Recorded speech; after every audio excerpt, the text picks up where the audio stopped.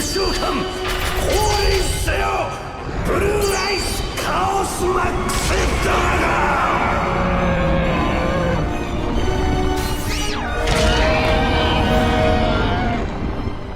ン。Fala galerinha, tudo na paz? Eu sou o Max Shadow e estou trazendo mais um vídeo de Top 10. Desta vez, trazendo mais uma parte dos melhores monstros rituais. E é claro, onde tem monstros rituais, tem ele, Ritual Master. E aí pessoal, beleza? Aqui é o Ritual Master e é uma honra mais uma vez estar aqui nesse canal maravilhoso para falar dessas cartinhas que eu tanto amo. Então vamos mais uma vez, Ritual Master participando aqui mais um vídeo no canal. E lembrando que ele tem um canal aqui no YouTube também, especializado em monstros rituais. E antes de começar o top, nunca se esqueça, já deixa aquele like para ajudar na divulgação desse vídeo. E se você ainda não for inscrito, se inscreva. E lembrando os requisitos deste top 10, selecionamos as cartas que mudaram alguma coisa em seu arquétipo ou nos rituais genéricos. Agora sim, bora para o top. Vamos começar com uma cartinha um pouco recente, a Condutora de Nephthys. Temos aqui o monstro Mago do atributo Vento, de nível 2, 2000 pontos de ataque e 0 pontos de defesa. Você pode invocar essa carta por invocação ritual com a carta mágica Renascimento de Nephthys. Seu efeito diz, se ela for ritual invocado, você pode especial invocar o monstro ritual Nephthys de sua mão ou de seu deck, exceto ela mesmo. Isso é tratada como invocação ritual. Seu outro efeito diz, se essa carta for oferecido como tributo ou destruído por um efeito de carta Nephthys, você pode ativar este efeito. Durante a sua próxima fase de espera, você pode destruir 3 cartas Nephthys, exceto monstros rituais. Uma de sua mão, uma de seu deck e uma de seu campo. Bem pessoal, a Conductor of Nephthys, ela está no nosso 10º lugar. Porque era uma carta que, apesar de ela não ser muito genérica, ela deu um gás incrível pro seu deck, né? Certo? Ela é um monstro com level baixo, level 2, e ela consegue entrar com uma facilidade maior no campo. E quando ela entra em campo, ela consegue trazer os outros rituais do campo, do deck, que é a Devote ou a Cerulea, a Secret Fênix, que ela é um monstro de nível 8. Ou seja, gastando menos cartas na teoria, já que você... Ele é muito de level 2, você vai conseguir invocar a Cerulea, que é level 8, 3000 de ataques. E fora isso, você ainda faz o ritual, né, da carta, sem necessariamente fazer um ritual, porque você vai especial invocar o monstro, entendeu? Você não vai tributar nada, né? Mas como essa invocação especial é tratada como invocação ritual, os rituais eles vão poder voltar pro campo, né? Porque eles foram invocados por invocações rituais. E a Devote, ela tem o efeito de quando ela é invocada por invocação ritual, ela trazer mais um monstro do deck. Só que no caso ela traz monstros normais de efeito, né? Não traz outros rituais. Ela não pode ser o melhor ritual dessa lista, mas com toda certeza ela é um ritual que vale a pena ser citado. Por isso eu acho que a 10ª colocação é perfeita para ela. E vamos partindo agora. No 9º lugar, temos aí um dos monstros mais novos dessa lista. Temos aí o Dryton Meteonis Draconides. Temos aqui o monstro Luz do tipo Máquina, de nível 12, 4000 pontos de ataque e defesa. Essa carta pode ser invocada por invocação ritual com a carta mágica Dryton Meteonis. Seu efeito diz que seu oponente não pode escolher este monstro como alvo de efeitos de monstros. E se a soma dos níveis dos monstros usado para sua invocação ritual forem 2 ou menos, essa carta pode atacar todos os monstros invocados por invocação especial de seu oponente. Seu outro efeito diz, durante o turno do seu oponente, este aqui é um efeito rápido, você pode banir monstros de seu cemitério, cujo ataque combinado seja exatamente 2000 ou 4000 pontos, e depois disso você pode dar alvo em cartas viradas para cima que seu oponente controla, para cada 2000 pontos de ataque dos monstros banidos. E se isso acontecer, envie essas cartas para o cemitério. Bem pessoal, muita gente pode estar estranhando que um ritual de Dryton esteja tão baixo na lista, né? Tendo em vista que Dryton é um deck meta atualmente no nosso jogo. Mas infelizmente, apesar do Dracone ser um ótimo ritual, 4000 de ataque, ele consegue bater em todos os mundos do oponente, tem um efeito rápido ainda por cima. Infelizmente, o Dryton abriu mão dele. E se o ritual não é usado no seu próprio deck, aonde que ele vai ser usado? Lembrando mais uma vez que eu não estou dizendo que ele é um ritual ruim, Mas como essa lista nós levamos em consideração tanto a força do ritual isoladamente, o quanto ele ajuda no seu deck, o quanto ele é usado, o quanto ele é genérico, o Draconix fica abaixo nessa lista. Em oitavo lugar, temos aí um ritual que também é uma hand trap. Temos aí o Sauravis, o Antigo e Ascenso. Temos o Monstro Luz do tipo Dragão, nível 7, 2.600 pontos de ataque e 2.800 pontos de defesa. Essa carta pode ser invocada por equação ritual com a carta mágica Bênção dos Doentes. Seu primeiro efeito diz: durante o turno de qualquer duelista, quando seu oponente ativar uma carta ou efeito que dá alvo em um monstro que você controla, você pode descartar essa carta de sua mão, e se isso acontecer, nega ativação. O seu outro efeito é um efeito no campo. Ela diz que durante o turno de qualquer duelista, quando o seu oponente especial invocar um ou mais monstros, você pode devolver essa carta do campo para sua mão. E se isso acontecer, nega aquela invocação especial, então bana esses monstros. O Sauravis pode ser um ritual assim não muito visto. Eu acho que eu mesmo nunca vi ninguém fazendo a invocação dele. Porém, como já foi dito pelo nosso amigo Marciano, ele é uma hand trap também. Ele consegue negar efeitos que dão alvo. Isso é muito importante de você notar, porque ele consegue te preservar de muitas cartas, como por exemplo uma Simples Velha, uma Impermanence, e até mesmo efeito de monstros que dão alvo, ou até mesmo efeito de traps. Ele não está tão mais relevante, porque hoje em dia existem muitas cartas no meta que conseguem interagir com o oponente sem dar alvo, como a Trap de Eldritch, que a gente falou no nosso último vídeo, ou até mesmo uma Forbidden Drop ou uma Dark Hole No More. Porém, ela tem sido usada em algumas builds de Dryton, diferente do Draconix, porque ela consegue proteger o seu Lock, que é o Vanity, que ele pode ser de uma Impermanence. Então, pessoal, para quem não conhecia, eu acho que é uma boa opção de Hand Traps para o seu deck, e ele é merecido o 8º lugar. Partindo agora para o 7º lugar, temos aí uma carta que em seu lançamento teve uma pequena relevância, já que ela pode desligar algumas cartas de seu oponente. Eu estou falando do Mago do Caos das Trevas Max. Temos aqui o monstro do atributo Trevas do tipo Mago, de nível 8, 2.800 pontos de ataque e 2.600 pontos de defesa. Essa carta pode ser invocada por invocação ritual com a carta mágica Forma do Caos. Seu primeiro efeito diz: se essa carta for especial invocado, você pode oferecer um monstro como tributo. E se isso acontecer, seu oponente não pode ativar efeitos de monstros neste turno. Seu segundo efeito diz: quando essa carta destrói o monstro do seu oponente em batalha, você pode escolher uma carta mágica no seu cemitério. Então adicione aquela carta para sua mão. O Magician of Black Chaos Máximo, ele é um monstro que ele tem um efeito muito forte quando ele funciona. Ele é comparado até mesmo com Azathoth, aquele Exceed que tinha e que foi banido. Quando ele entra em campo, ele vai tributar um monstro. Pode ser ele mesmo, turno, né? Pode ser ele mesmo até. E naquele turno seu oponente não pode ativar efeitos de monstros. O Dark Magician, que é o deck desse carinha aqui, tem uma spell de ritual rápida que permite fazer ritual na vez do seu oponente. Então ele era útil na vez do seu oponente, sim. Outro deck que conseguia utilizar ele era o Megalith. Na verdade, ainda consegue utilizar e consegue desligar o turno do seu oponente. O único problema dele, de ele não estar numa colocação maior, apesar de ele ter um efeito pode ser extremamente forte contra o seu oponente, é que ele gasta muito recurso, né? Ele é um monstro de level 8, e você precisa fazer toda uma board para você invocar ele, ter os tributos necessários, e ele ainda vai entrar em campo tributando mais uma carta.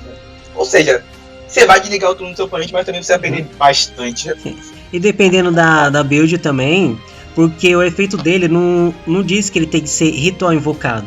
Você pode fazer a invocação ritual dele, mandar ele de algum jeito pro cemitério, e no turno do oponente você ativa alguma carta que especial invoca ele.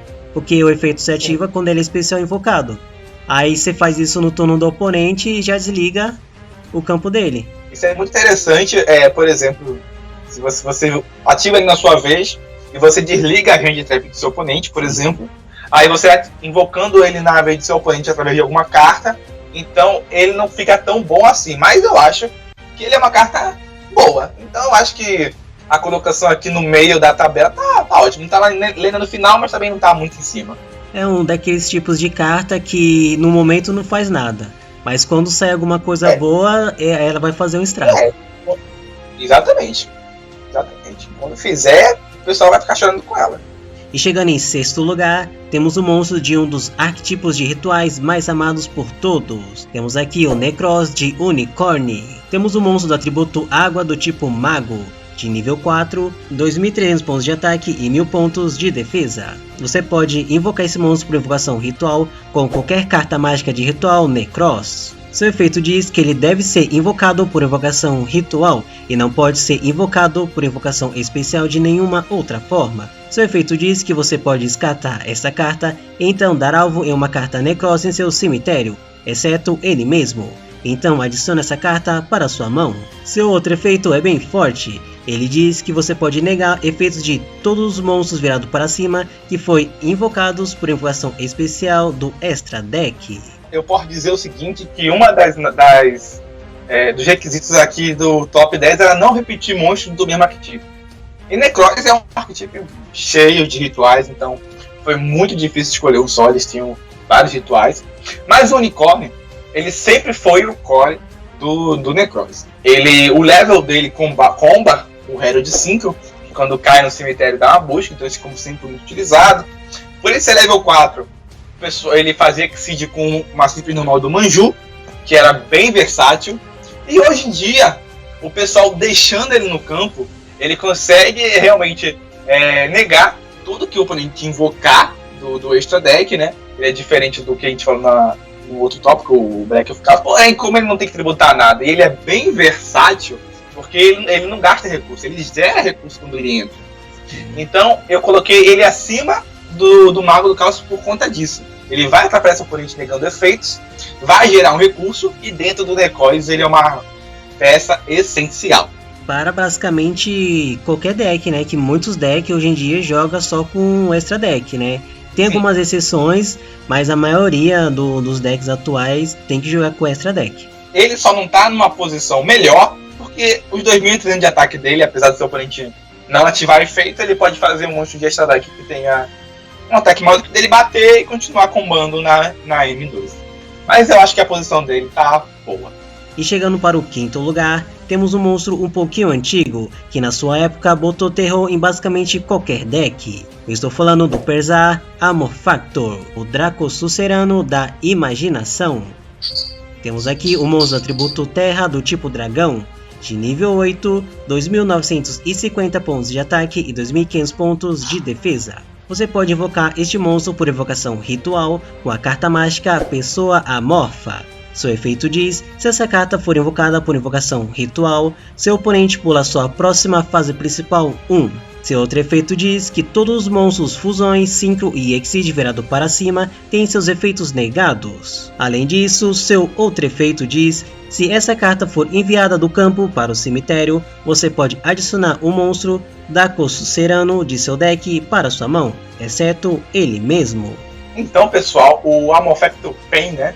Ele é um monstro muito forte e ele pode ser comparado com o Unicorn com uma versão melhorada dele. Porque apesar de ele só negar Synchro, Exceed e Fusão, ou seja, ele não nega Link, né?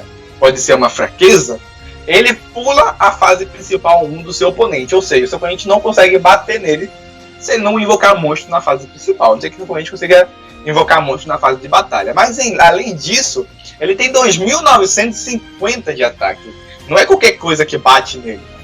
Nós temos a média assim no Yu-Gi-Oh! De monstros é 2.400, 2.500, 2.600, 2.700 já é um monstro bem forte. 3.000 normalmente são cartas mais difíceis de se fazer, assim, na teoria.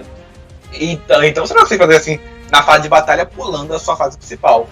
Outra coisa é que ele está sendo usado no meta porque ele consegue lidar muito bem, por exemplo, com Virtual World, já que Virtual World joga em volta de fazer Synchros e Exceeds. O deck não faz Link.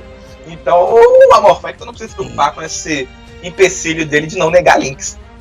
E uma outra carta também que pode ser jogada para fazer um lock aí no seu oponente é uma carta assim bem antiga que é o Mundo Terminal, que ela pula a fase 2 de seu oponente. Aí com esse monstro que pula a fase principal 1 e com a magia que pula a fase principal 2, basicamente você pula o turno de seu oponente. Aí jogando um deck com um exemplo, um Drayton, você consegue dar um OTK na volta no seu oponente. Apesar dessas estratégias serem menos usadas, mas essa é uma estratégia que quando funciona é um OTK. Sim, porque tem muita chance de dar errado, mas se dá certo, sim, é vitória. Já era.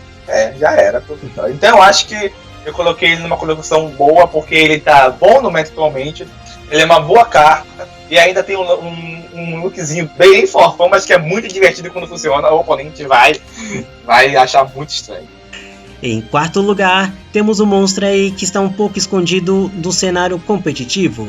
Temos aí o Arauto da Perfeição. Temos aqui o monstro luz do tipo Fada, de nível 6, 1800 pontos de ataque e 2800 pontos de defesa. Você pode invocar essa carta por invocação ritual com a carta mágica Alvorada do Arauto. Seu efeito diz, durante o turno de qualquer jogador, quando seu oponente ativar uma carta mágica, armadilha ou efeito de monstro, você pode enviar um monstro de sua mão do tipo Fada para o cemitério. E se isso acontecer, negativação daquele monstro, então destrua.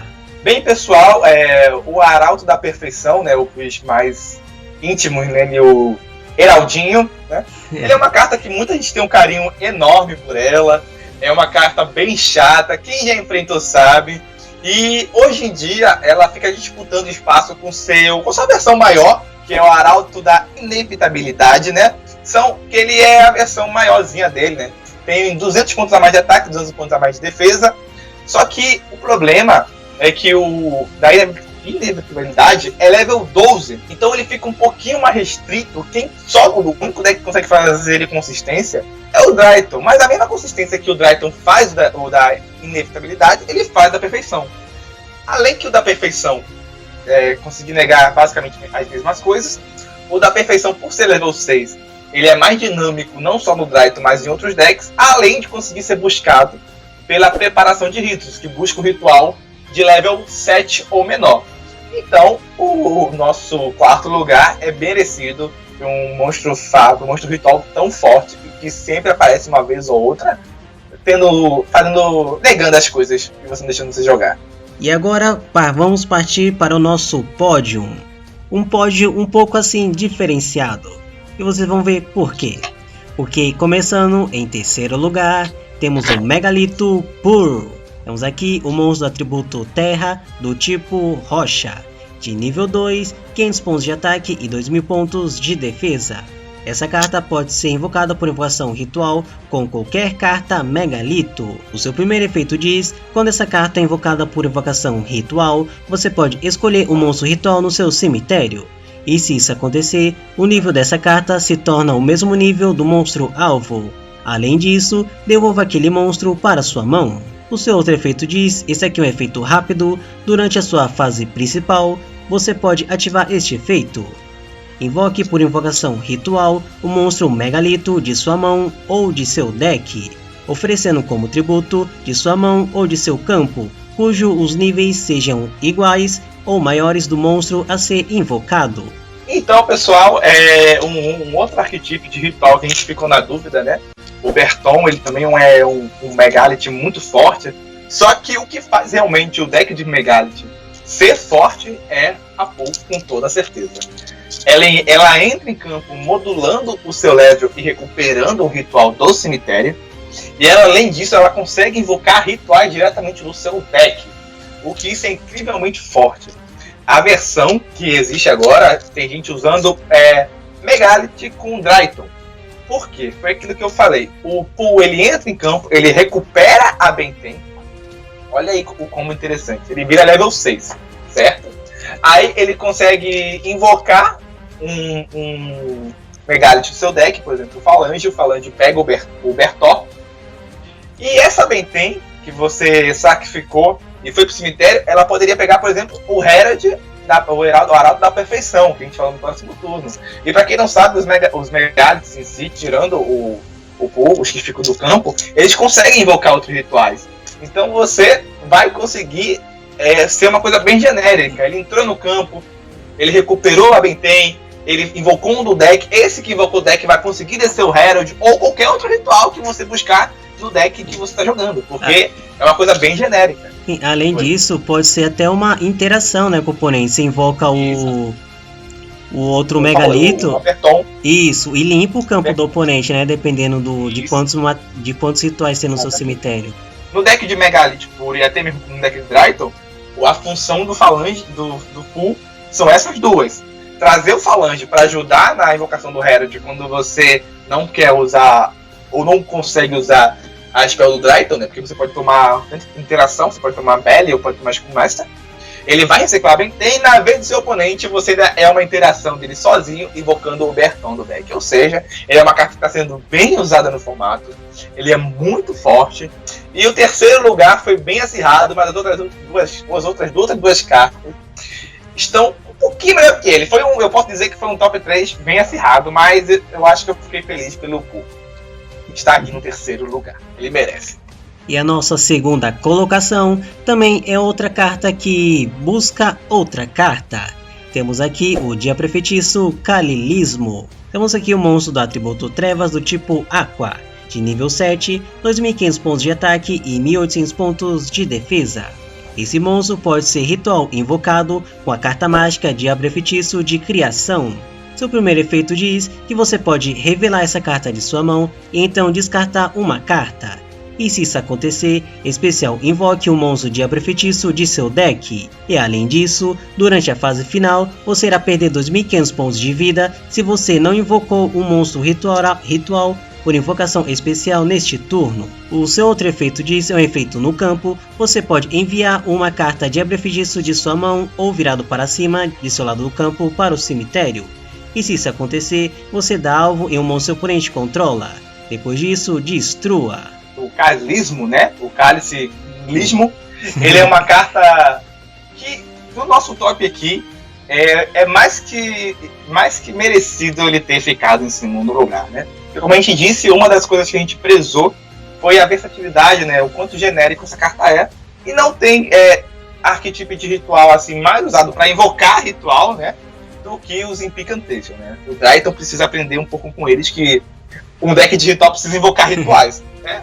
Mas tirando a piada de lado, o Calismo, ele é uma ótima carta, ele é fácil de ser adicionado à sua mão, ele vai gerar uma vantagem e ele gera vários combos junto, é claro, do resto do seu arquétipo, já que nós temos Incantations que recuperam monstros dos cemitérios, recuperam o spell de ritual do cemitério, buscam rituais do deck, buscam o spell de ritual do deck, certo?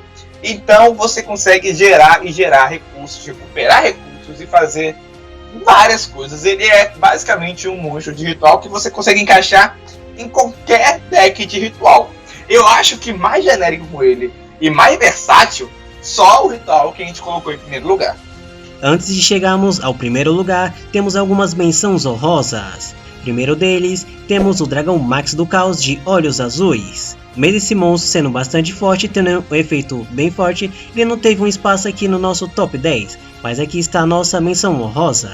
Uma outra carta que a gente gostaria de citar é a Cyber-Angel Natasha, que como ela é uma carta muito forte, ela tem sido utilizada em todas as builds de decks de Dryton, mas só tinha espaço para uma Cyber-Angel aqui e não vai ser uma surpresa para ninguém o porquê que ela não está no top. E a terceira carta que eu gostaria de falar, é uma das minhas cartas favoritas, é o Demise, o Rei Supremo do Amargedon. Ele é uma carta extremamente forte, ele consegue limpar o campo, certo? Mas infelizmente ele não é tão forte, e não coube espaço aqui no nosso top, mas aqui está a citação. E não é surpresa para ninguém que o nosso primeiro lugar é a Cyber-Angel Benten. Temos aqui o monstro do atributo Luz do tipo Fada, de nível 6, 1.800 pontos de ataque e 1.500 pontos de defesa. Este monstro pode ser ritual invocado com a carta mágica Ritual de Máquina de Anjo.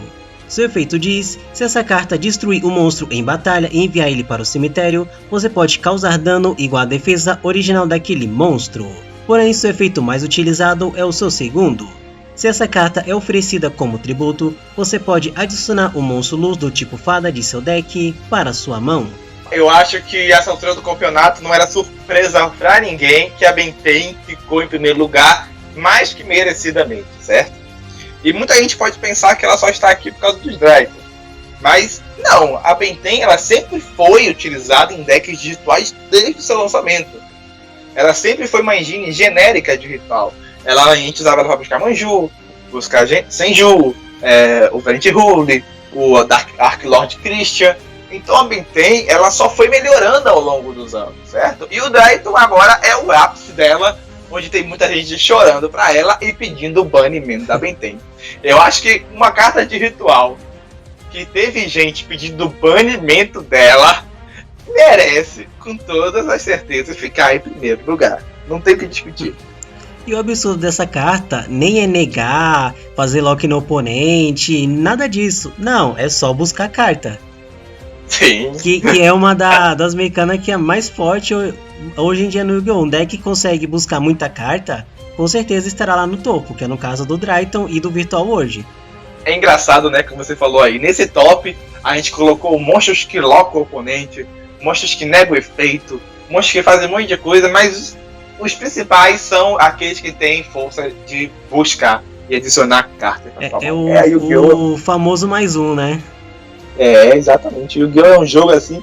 Muita gente confunde, pra quem tá começando no jogo, ver um monstro assim, nossa, ele é forte, poderoso, tem um ataque. Mas se ele não for fácil de invocar, ele não for dinâmico, ele é só um bicho lá que ninguém vai usar, infelizmente. Um exemplo que a gente pode dar é os próprios rituais do Drayton, né? Eles têm 4.000 pontos de ataque e batem todo mundo, mas é só isso. Isso. Ele não busca, ele não... Ele tipo assim, ele é um bicho bem legal quando tá no campo, mas o pessoal quer versatilidade, quer velocidade, quer buscar. E a Benten faz isso aí muito bem. Busca até Lanceia. Busca até Handtrap. Exatamente. Ó, galerinha, esse foi o nosso top 10 de monstros rituais com Ilustre Ritual Master. Se você curtiu, já deixa aquele like para ajudar na divulgação desse vídeo e se ainda não for inscrito, se inscreva. Tem uma passada também lá no canal do Ritual Master, eu deixarei aqui na descrição. Bem pessoal, mais uma vez eu estou aqui agradecendo a parceria que está muito boa, bem forte aqui com o Marcelo. E se vocês discordam de alguma coisa, pessoal, não tenham medo, pode comentar aí, a gente responde um motivo ou outro, porque aqui nós tentamos fazer um top da melhor forma possível, levando em considerações vários fatores, mas às vezes você não concorda e isso é normal, super normal. Então não tenha medo de interagir não, que a gente vai ver os comentários, vai responder e vai ser ótimo, porque os vídeos têm sempre que agregar e fazer discussões realmente. A gente só quer fazer o melhor para vocês. Nosso trabalho aqui é trazer conteúdo para fazer vocês saberem de alguma coisa e participarem com a gente. Com certeza, com certeza. Então, muito obrigado. E quem puder passar no meu canal, passe lá. E se você, quem não for inscrito no canal do Brother aqui, se inscreve logo, hein? Vamos lá. Muito obrigado, pessoal. Até a próxima aqui. É isso aí, galerinha. Muito obrigado para quem assistiu até aqui. E como sempre, eu sou o Mike Shadow e nos vemos na próxima.